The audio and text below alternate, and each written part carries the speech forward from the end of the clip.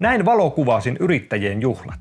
Nyt pääsette hyppäämään mukaan ihan oikealle työkeikalle, kun kävin valokuvaamassa Ylöjärven yrittäjien vuosijuhlan.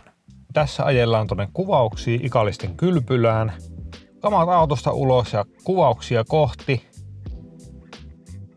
Tila oli valaistu tuolla aika tunnelmallisesti. Kuvien kannalta halusin myöskin ihan puhtaa valkoista valoa tuohon lavalle, eli pystytin oma spottivalon tuohon sopivaan kohtaan.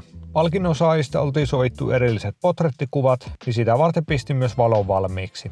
Kalustona mulla oli tällä kertaa Canon R5 ja R6 rungot ja linsseinä 70-200, 2870 ja 15-35. Ensimmäisenä kuvasin vieraiden vastaanottoa. Sitten oli vuorossa puheenvuoroja. Sitten saataisiin me tiivistettyä, eli jokainen voisi vähän kääntää niinku. Tässä kuvasin sitten palkittuja. Noin. Hyvä, kiitos. Ja paljon onnea. Kiitos. Sitten oli keikka paketissa ja rullailin kamat takas autoon ja kotia kohti. Jos tykkäsit tästä videosta, niin ota tiliseurantaa ja nähdään seuraavissa jaksoissa.